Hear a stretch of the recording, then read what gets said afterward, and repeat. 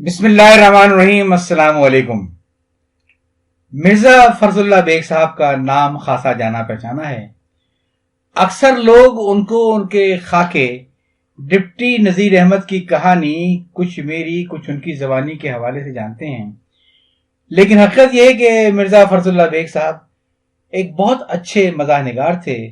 उनकी मज़ाह में फक्कड़पन नहीं था, वो अपनी तर्ज के एक अच्छे लिखारी थे। उनके मज़ामीन का मजमुआ मज़ामीन फरहत के नाम से शाये हुआ।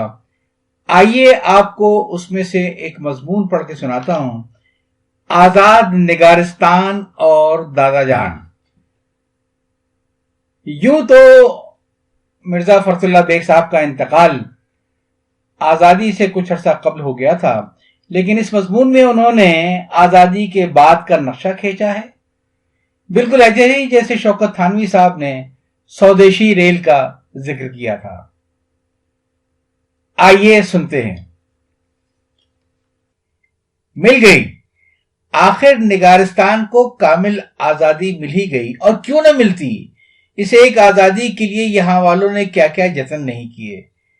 खेतों की काश छोड़ी, नहरों से पानी लेना छोड़ दिया, विलायती कपड़ा खरीदना छोड़ दिया, तिजारत में हिस्सा लेना छोड़ दिया, बैंकों से हिसाब किताब छोड़ दिया, दुकानों पर चौकसी की, शहरों पर डाके डाले, रेलों के पुल उड़ाए, नहित्तों पर तमंचे चलाए, फौजियों की गोलियां खाई, पुलिस के जुल्म सहे, जेल खानों में छावनी छाई, फांसियों पर जान गवाई। आखिर आजादी आई और बड़े जोर से आई। हुकूमत मिली और पूरी हुकूमत मिली। खैर एक झगड़ा गया, मगर दूसरी मुसीबत ये पेश आई कि हुकूमत करें तो क्यों करें, और हुकूमत करे तो कौन करे। लीडरों का दावा यह था कि ये सब कुछ किया धरा हमारा है। नौजवानाने वतन को अद्दा यह था कि अगर हम अपनी जानों पर न खेलते तो तुम्हारी चीखों पुकार कोई न सुनता। किसानों को जोम यह था कि अगर हम लगान देना बंद न करते और घर से बेघर न होते आते तो ये सारा बना बनाया खेल बिगड़ जाता। गर्ज मुल्क का हर शख्स समझे बैठा था कि मैं न होता तो कुछ न होता। हर शख्स दावेदार था कि अब जो कुछ भी मिला है उसमें हमारा हिस्सा भी सीधे हाथ से रख दो। सबसे पहले मुसीबत इंतखाब की पेश आई। इंतखाब के जो हल्के कायम हुए थे उनमें एक हल्का हमारा अमनाबाद का भी था। यहां आकर एक वकील साहब ने डोरे डालने शुरू किए, लोगों को अपनी कारगुजारी जुटाई, आइंदा इमदाद के दावे किए, यहां लेक्चर दिया वहां लेक्चर दिया। गर्ज थोड़े ही दिनों में कस्बे में खासा असर पैदा कर लिया। एक दिन खुदा का करना क्या होता है कि मैं और दादा जान शाम के वक्त टहलने निकले। दादा जान की उम्र तो कोई 70 के लगभग होगी, मगर अब भी खूब तगड़े हैं। खुराक तो माशाल्लाह ऐसी है कि किसी जवान की भी क्या होगी। सुबह उठते ही मन भर की जोड़ी के 100 हाथ निकाल ले जाते हैं, कहीं नाश्ते पर बैठते हैं, पुराने जमाने की हड्डियां हैं, मुक्का मारे तो भैंस बैठा दें। अगले वक्तों के लोग हैं, इसलिए ख्यालात भी वैसे ही दकियानुसी हैं। स्वदेशी माल हमेशा से इस्तेमाल करते हैं। जब मुल्क में बदेशी माल का बाइकाट और स्वदेशी की तहरीक शुरू हुई तो उन्होंने घर भर से सारा बदेशी माल निकाल दिया। थे समझदार, इसलिए जलाने के बजाय अच्छे खासे दामों में दूसरों के हाथ फरोख्त किया और कहा करते थे, बेटा तुम्हारे लीडरों से हम बहुत ज्यादा समझदार हैं। वो आज स्वदेशी बदेशी के झगड़ा लेके बैठे हैं। हम जिस दिन पैदा हुए उसी दिन इस बात को समझे हुए थे। तुमको लाख समझाया, तुम्हारी समझ में खाक ना आया। विलायत के माल पर जान देते थे, विलायत के फैशन पर जान देते थे। मुझसे पूछो तो विलायत के मजहब पर भी जान देते थे। ये दूसरी बात है कि लोगों की शर्मा शर्मी मुंह से ना कहते थे। अब तुम ही बताओ, जो तुम कहते थे वो ठीक था या जो हम कहते थे वो ठीक था। खैर मेरी तो क्या मजाल थी कि उनके सामने जबान हिलाता। अजीब, बड़े बड़ों को उनके सामने कुछ कहने की हिम्मत न होती, और खुदा न खास्ता कहीं किसी ने मंतकी दलाइल से उनको चुप करवाना या जबान के जोर पर उनको दबाना चाहा तो समझ लो क्यामत आ गई।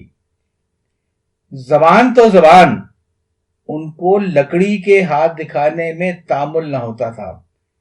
उनका गुस्सा सारा अमनाबाद में मशहूर था, मगर इस गुस्से के बावजूद लोगों के साथ उनका बर्ताव और वक्त पर सलूक तमाम कस्बा उन पर जान देता था। भला मुमकिन था किसी शख्स पर बुरा वक्त पड़े और दादा जान उसके आड़े ना आ जाएं?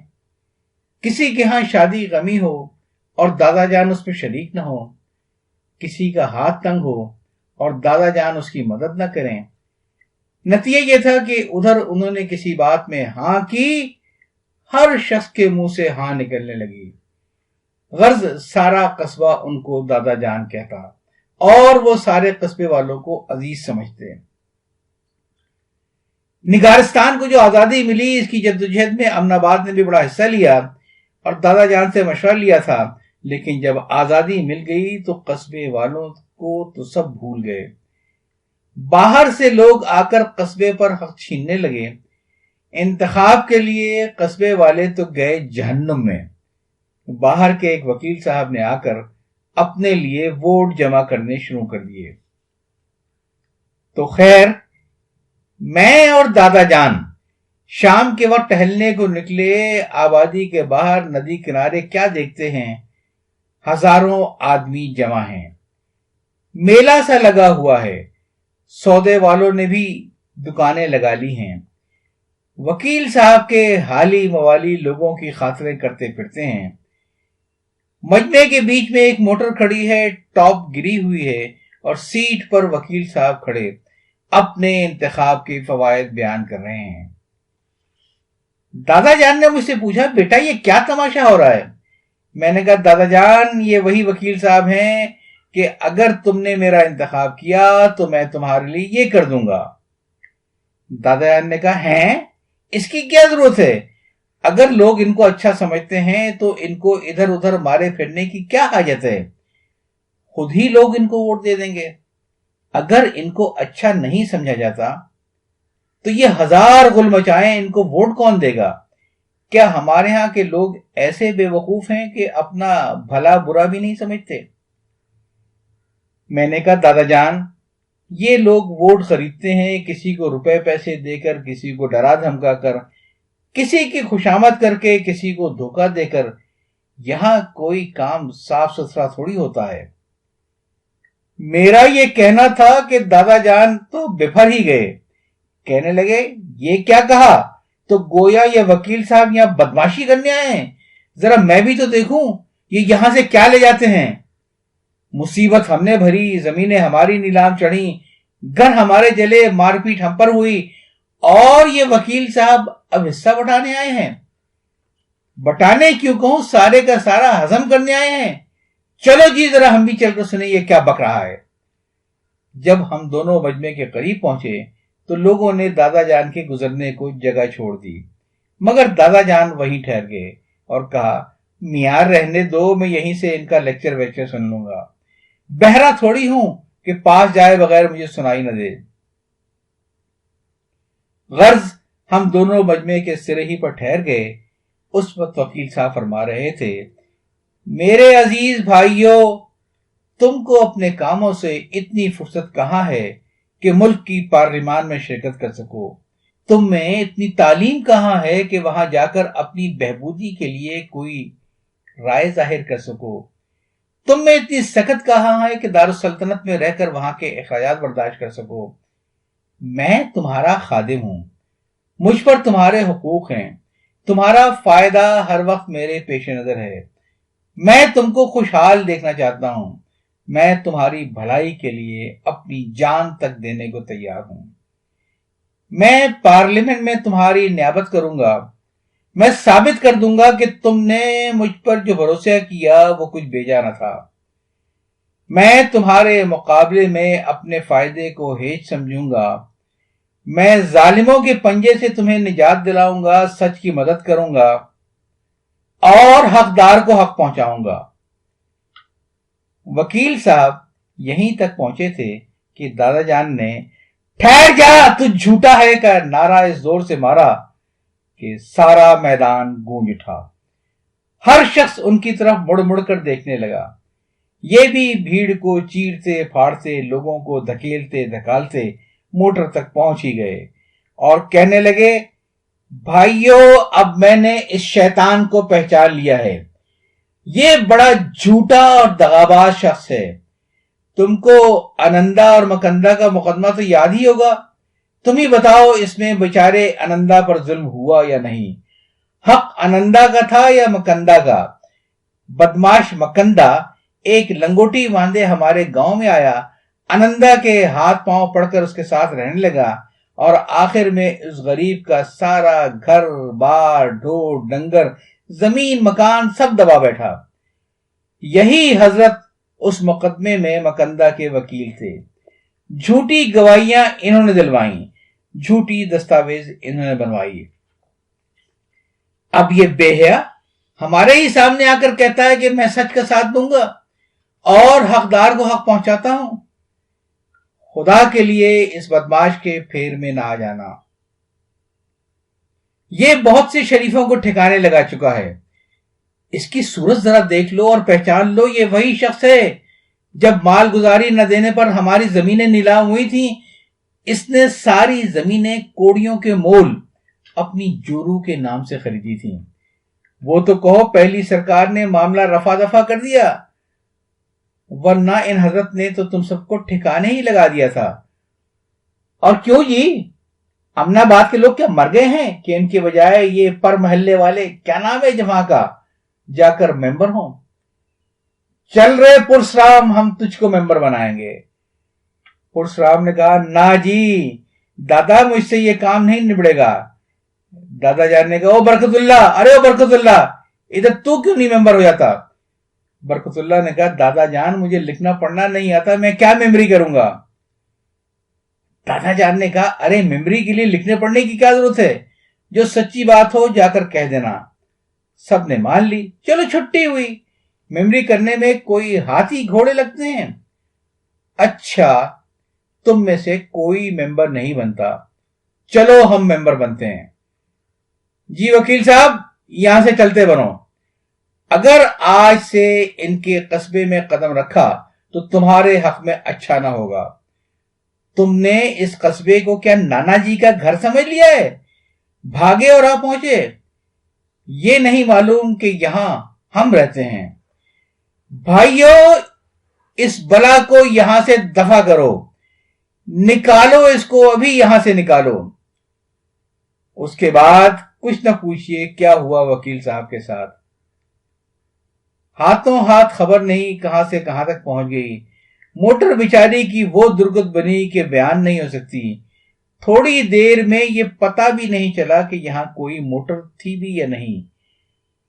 टुकड़े टुकड़े और पुर्जे पुर्जे होकर यारों में बढ़ गई। वकील साहब ने झट जाकर दीवानी और फौजदारी 2 नालिशें दाग दी, लेकिन सबूत कहां से लाते? किस में इतनी हिम्मत थी कि दादा जान के खिलाफ एक हर्फ भी जबान से निकालता? दोनों मुकदमे खारिज हो गए। इतने में मेंबरी के इंतखाब की तारीख भी आ गई। सबने दादा जान को वोट दिए और मजा यह है कि सब इंतखाब कुरिंदों ने उनके नाम के वोटों में सिर्फ दादा जान लिखा। इस तरह पार्लियामेंट की एक नशिस्त ऑनरेबल मिस्टर दादा जान MP के नाम महफूज हो गई। दादा जान के नाम का ऐलान होने के 3-4 रोज बाद पार्लियामेंट की कार्रवाई का प्रोग्राम टिकट और रेल के अव्वल दर्जे का पास आ गया। इजलास के 2 ही दिन रह गए थे, इसलिए दादा जान ने झटपट रवानगी का सामान दुरुस्त करना शुरू कर दिया। कहीं से ढूंढ ढांड कर किसी वक्त दफ्तान का टाट का बैग निकाला, मोची को बिलवाकर जहां जहां चूहों ने काटा था उसको सिलवाया गया। 2 जोड़े कपड़े लुंगी में लपेट कर उसमें रखे गए। ناریل کا حقہ، چلم، تمباکو، کوئلے اور دیاسرائی کی ڈبیا اور خدا جانے کیا کیا الا بلا اس میں ٹھوسی گئی۔ پرانی دری دھلوائی، صاف چادر اور 2 موٹے تکیے اس میں لپیٹ کر اوپر چھتری اور لٹ رکھ لیے۔ سب کو باندھ سے کسا، ٹین کے لوٹے میں رسی باندھ کر اسے بستر سے لٹکایا، داڑھی اور بال میں لوگوں کے بہت کہنے سننے سے خضاب لگایا۔ چونکہ بیچارے بالوں نے اس سے پہلے یہ مصیبت کبھی نہ اٹھائی تھی، اس لیے ہر بال نے اپنی طبیعت کے موافق نیا رنگ اختیار کیا۔ داڑھی سیاہی سے شروع ہوئی، آگے چل کر تاؤسی رنگ کی ہوئی اور آگے اودی ہوئی، آخر میں ہلکی گلابی رنگ پر ختم ہوئی۔ سر کے بال ذرا اچھے رہے کیونکہ سب کے سب مل ملا کر کشمشی رنگ کی ٹوپی بن گئے۔ چلنے کے دن صبح ہی سے دادا جان کا بناؤ شروع ہوا۔ موٹے گاڑے کا کوئی 3 گز کا منڈا سا باندھا، بدن پر گاڑے کی مرزائی پہنی، گاڑے کا تہمت باندھی، پاؤں میں ادھوڑی استر نال نما جوتا پہنا، روپیوں کے لیے ہمیانی کمر میں باندھی اور پارلیمان کے پورے ممبر ہو گئے۔ منجولی میں بیٹھ کر گھر سے نکلے، قصبے کے باہر تک ہزاروں آدمی پہچانے آئے، دادا جان کی جے کے نعرے لگائے گئے اور اس طرح ہم دادا پوتے اسٹیشن کی طرف روانہ ہوئے۔ دادا جان سر تھے کہ تو بھی ساتھ چل۔ میں کہتا تھا کہ آخر میں جا کر کیا کروں گا، آپ یہ کام سے جا رہے ہیں، میرے بیکار جانے سے کیا فائدہ۔ اس حیث و بحث میں اسٹیشن آ گیا۔ گاڑی آنے میں دیر تھی، دادا جان کو گھبراہٹ ہو رہی تھی۔ کبھی ریل کو برا بھلا کہتے، کبھی ریل والوں کو کہتے، کبھی کہتے بھائی ہم سے یہ ریل ویل چلانی ذرا مشکل ہے، تم ہی دیکھو نا پہلے کیا ٹھیک وقت پر آتی تھی اور آج آنے کا نام ہی نہیں لیتی۔ میں نے کہا دادا جان اب ریل کا وقت بدل گیا ہے۔ کہنے لگے یہی تو میں بھی کہتا ہوں کہ ہم لوگوں سے یہ کام سمٹتا نظر نہیں آتا۔ بھلا تم ہی بتاؤ پہلے وقت میں کیا برائی تھی جو بیٹھے بٹھائے اس کو بدل دیا۔ نہیں بھائی نہیں، یہ کام کچھ وہی لوگ اچھا چلاتے تھے، میں تو کمیٹی میں جاتے ہی کہوں گا اس ریل کو پرانی سرکار کے ہاتھ بیچ ڈالو، ان کی دیکھی بھالی چیز ہے، وہی اس کے کل پرزوں کو خوب سمجھتے ہیں، ہم نئے آدمیوں سے یہ کام سنبھلا ہے نہ سنبھلے گا۔ میں نے 1000 طرح سے ان کو سمجھایا کہ پہلے بھی ریلوں کے وقت بدلا کرتے تھے، مگر وہ کسی طرح نہ سمجھے اور یہی کہتے رہے ریل کو تو میں بکوا کر رہوں گا۔ خیر خدا خدا کر کے ریل آ ہی گئی۔ میں دادا جان کو درجہ اول کے پاس لے گیا، انہوں نے اندر جھانکا اور جھٹ سے باہر نکل آئے۔ میں نے کہا اندر جائیے۔ کہنے لگے یہ ہمارا درجہ نہیں افسروں کا ہے، ہم کو وہی دوسرے یا تیسرے درجے میں لے چلو۔ بڑی مشکل سے میں نے ان کو اندر کیا۔ وہاں پارلیمان کے 2 ممبر بیٹھے تھے، انہوں نے جو ان کی حیثیت گزاری دیکھی تو کہا گیٹ آؤٹ، دس از فرسٹ کلاس۔ دادا جان انگریزی تو کیا خاک سمجھتے، ان لوگوں کے چہرے اور الفاظ کے جھٹکے سے جان گئے کہ مجھے نکل جانے کو کہتے ہیں، فوراً باہر آ گئے۔ پھر میں نے لاکھ سر مارا کہ اندر جا کر بیٹھیے، ان لوگوں سے بھی کہا کہ یہ پارلیمان کے ممبر ہیں، لیکن دادا جان کسی طرح راضی نہ ہوئے اور ساتھ ہی میرے پیچھے پڑ گئے کہ ساتھ چل۔ آخر میں نے بھی 3rd کلاس کا ٹکٹ لیا اور بیگ بینی اور 2 گوش ان کے ساتھ ریل میں سوار ہو گیا۔ 3rd کلاس میں بیٹھ کر دادا جان کی طبیعت کھلی۔ پہلے اپنا تھیلا کھولا، ناریل نکالا، کوئلے جلائی، چلم بھری اور اپنے ہمجنسوں سے مزے کی باتیں کرنے لگے۔ اناج کے بھاؤ پر بحث ہوئی، سرکاری مالگزاری کے قصے چھڑے، مقدمات کا ذکر ہوا، نئی گورنمنٹ سے متعلق رائے دہی ہوئی، اپنے کارنامے دہراتے گئے، پارلیمنٹ کی تحریکات ہوئیں، غرض کے 11 بجے رات تک یہی جھک جھک بک بک ہوتی رہی۔ میں تو کھڑکی میں سر رکھ کر سو گیا، معلوم نہیں یہ قصے کب تک چلے، کب ختم ہوئے۔ صبح جب میری آنکھ کھلی تو میں نے دیکھا دادا جان اسی طرح اپنے یار دوستوں میں بیٹھے چلم کے دم لگا رہے ہیں۔ صبح 7 بجے گاڑی آزاد نگر کے اسٹیشن پر پہنچی۔ اول تو یہ شہر خود ہی بہت بڑا ہے، دوسرے پارلیمان کے اجلاسوں کا زمانہ ہونے کی وجہ سے اس کی چہل پہل اور بڑھ گئی تھی۔ اسٹیشن کی یہ حالت تھی کہ آدمیوں سے کھچا کھچ بھرا ہوا تھا۔ مسافروں کی گڑبڑ، کلیوں کی چیخ پکار، سودے والوں کی آوازوں سے کان میں پڑی آواز سنائی نہ دیتی تھی۔ میں نے دادا جان سے کہا کہ اتریے۔ انہوں نے کہا میاں ذرا ٹھہرو، بھیڑ کو چھٹ جانے دو۔ بھائی جلدی ہی کیا ہے، کوئی ریل بھاگی تھوڑی جاتی ہے، اتریں گے۔ میں نے کہا دادا جان اس اسٹیشن پر تو ہر وقت یہ حالت رہتی ہے، بس آپ اب اتر آئیے ورنہ 2-4 منٹ میں پلیٹ فارم سے ریل ہٹ جائے گی، دوسری ٹرین آ رہی ہے۔ خیر بڑی مشکل سے ان کو اتارا۔ پہلے انہوں نے اپنا سامان پلیٹ فارم پر ایک جگہ جمایا، کلی کو بلایا، مگر کلی 3rd کلاس والوں کا سامان اٹھانے کب آتے؟ ان کو درجہ اول اور درجہ دوم کے مسافروں کا سامان لے جانے سے کب فرصت ملتی ہے؟ جب کوئی کلی نہ ملا تو تھیلا میں نے اٹھایا، بستر دادا جان نے ہاتھ میں لٹکایا اور ہم دونوں بڑی مشکل سے دروازے سے باہر نکلے۔ پارلیمان کے ممبروں کو لینے کے لیے جتنی موٹریں آئی تھیں وہ سب جا چکی تھیں۔ میں نے دادا جان سے کہا موٹر کرائے کی کر لیجئے اور ممبروں کی اقامت گاہ پر چلے چلیے۔ کہنے لگے میں موٹر کچھ نہیں لیتا، نہ کسی اقامت گاہ پر جاتا ہوں۔ ابھی ریل میں میرے ایک دوست نے بتایا تھا کہ اسٹیشن کے قریب ایک سرائے ہے، نئی بنی ہے، آزاد سرائے نام ہے، کھانا پینا بھی اچھا ملتا ہے، رہنے کا بندوبست اچھا ہے، میں تو وہیں ٹھہروں گا۔ میں نے 1000 سمجھایا کہ پوزیشن کے لحاظ سے اب آپ کا سرائے میں ٹھہرنا مناسب نہیں، مگر وہ کیا ماننے والے تھے۔ ہم اسٹیشن سے نکلے، دادا جان ایک جگہ بلا وجہ کھڑے ہو کر پولیس کے سپاہی کو گھورنے لگے۔ وہ بیچارہ بیچ سڑک میں کھڑا سواریوں کا انتظام کر رہا تھا۔ مجھ سے کہنے لگے بیٹا دیکھنا یہ بے وقوف سڑک کے بیچ میں کھڑا ہو کر ناچ کیوں رہا ہے، اگر جو خدا نہ خواستہ کسی گاڑی یا موٹر کی ٹکر لگی تو اس کا کیا حال ہوگا؟ میں نے کہا دادا جان یہ سڑک کا انتظام کر رہا ہے، جس طرح کا ہاتھ سیدھا کرتا ہے اس کی طرف مطلب یہ ہے کہ ٹھہر جاؤ، جس طرف کا ہاتھ جھکاتا ہے اس کا مطلب یہ ہے کہ آگے بڑھو۔ کہنے لگے اوہو یہ بات ہے، ترکیب تو خوب ہے، مگر اس بیچارے پر ظلم ہو رہا ہے، ہاتھ پھراتے پھراتے شل ہو گئے ہوں گے۔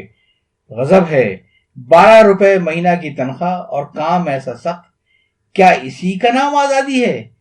کیا اس بے وقوف کو آزاد کہا جا سکتا ہے جو چند پیسوں کے لیے سڑک پر کھڑا ہو کر ناچے؟ غرض وہ بزرگوار اسی طرح پٹری پر کھڑے منطق بگاڑتے رہے۔ میں نے کئی دفعہ چلنے کو کہا لیکن وہ اس سپاہی کی حرکات کو ایسے غور سے مطالعہ کر رہے تھے کہ چلنے کا نام ہی نہیں لیتے تھے۔ آخر جب میں نے ان کو یاد دلایا کہ 10 بجے پارلیمنٹ کا اجلاس ہے، آپ کو وہاں جا کر